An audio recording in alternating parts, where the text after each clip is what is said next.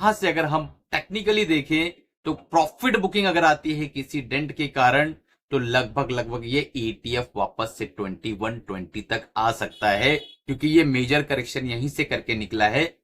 ज्यादा से ज्यादा यहां पर जब ये आता है तो साइकोलॉजिकली जो लोग यहां बैठे हैं, जिन्होंने यहां बाय किया और जिन्होंने 18% ऊपर लेकर इसको आए हैं, वो अगेन बाइंग जोन में आ जाएंगे और अगेन बाय करना शुरू करेंगे।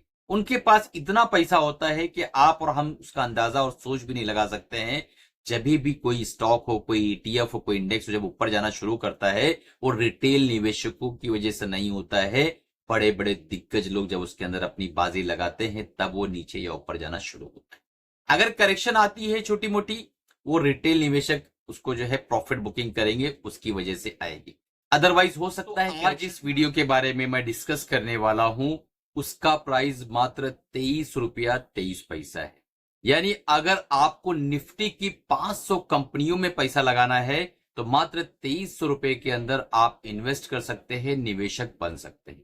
लेकिन सवाल यह पैदा होता है कि जिस ETF के बारे में मैं डिस्कस करूंगा, नाम मैं आगे बताने वाला हूं, तो वो ETF क्या यहां से 20-30% गिर सकता है, ये भी हम जानने की कोशिश करेंगे। उस ETF का नाम क्या है, उसका एक्सपेंस रेशियो क्या है, उसके अंदर कौन सी कंपनियों का एलोकेशन है, एक्सपोजर कौन कौन से सेक्टर का कितना है, इस सारी चीजों को जानने की कोशिश करेंगे और देखने की कोशिश करेंगे कि साल भर में कितना रिटर्न बनाया है और कितनी मेजर करेक्शन उसके अंदर आ सकती है। अभी तक चैनल को सब्सक्राइब नहीं किया है, तुरंत सब्सक्राइब कर लो और बेल बटन दबा दो।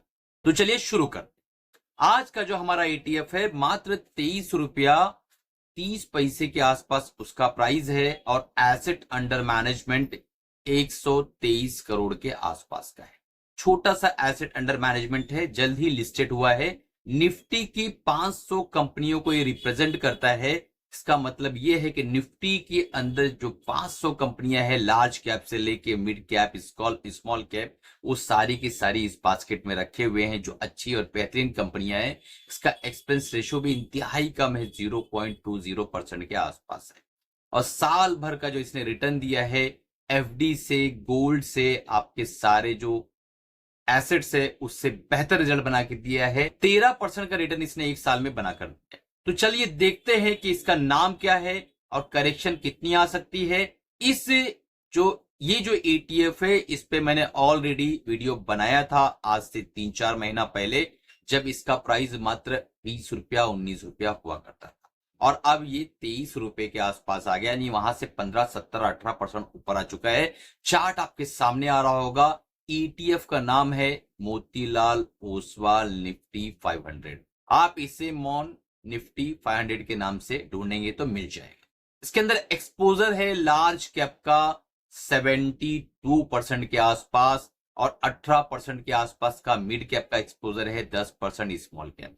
अब दोस्तों इसके अंदर जो है कहने के लिए निफ्टी 500 है, लेकिन 72% का एक्सपोजर जो है ये लार्ज कैप में रखता है। इसका मतलब काफी स्टेबल ETF है, बहुत ज्यादा वॉलेटिलिटी आपको इसके अंदर नहीं देखने मिलने वाली। जैसा कि चार्ट भी दिखा रहा है कि इसका करेक्शन 19-18 के आसपास आके करेक्ट हो गया ये, और यहां से ऊपर की तरफ जा रहा है और 17-18% का रिटर्न इसने दे दिया है। 18% के आसपास का रिटर्न ऑलरेडी मिल चुका है निवेशकों को। जिन्होंने हमारा वो वीडियो देखा होगा उन्हें तो काफी मजा हो गया, और हमारे स्टूडेंट्स को तो ये वीडियो जो हमारे वो प्रॉपरली वो फॉलो करते हैं और वो जानते हैं भली बात ही। तो अब सवाल ये पैदा होता है कि इनमें कौन कौन सी कंपनियां हैं, तो मैं लिस्ट यहां लगा देता हूं।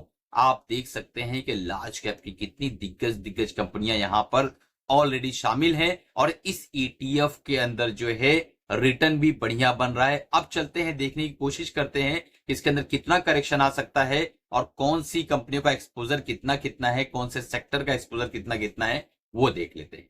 तो अब आपके सामने आ रहा होगा चार्ट। यहां से अगर हम टेक्निकली देखें तो प्रॉफिट बुकिंग अगर आती है किसी डेंट के कारण तो लगभग ये ETF वापस से 2120 तक आ सकता है, क्योंकि ये मेजर करेक्शन यहीं से करके निकला है।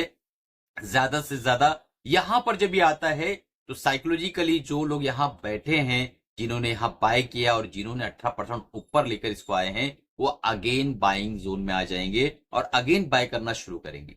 उनके पास इतना पैसा होता है कि आप और हम उसका अंदाजा और सोच भी नहीं लगा सकते हैं।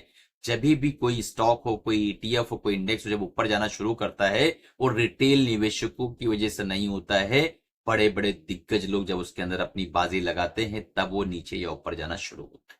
अगर करेक्शन आती है छोटी मोटी, वो रिटेल निवेशक उसको जो है प्रॉफिट बुकिंग करेंगे, उसकी वजह से आएगी। अदरवाइज हो सकता है करेक्शन ना भी आए। अब चलते हैं, देखते हैं कि इसके अंदर काम कैसे करना है, किस तरीके से हम इसके अंदर निवेश करेंगे अगर हमें निवेश करना है तो। स्टडी हम आगे डिस्कस करते हैं। सबसे पहले एक्सपोजर देख लेते हैं कि इस ईटीएफ के अंदर कौन कौन से सेक्टर शामिल है। फाइनेंशियल सेक्टर में 28% का एलोकेशन है, कैपिटल एंड गुड्स में 6% का एलोकेशन है, अदर्स में 8.5% का, और आईटी सेक्टर के अंदर 9% का एलोकेशन है, आप देख सकते हैं, और एफएमसीजी में 6% का एलोकेशन।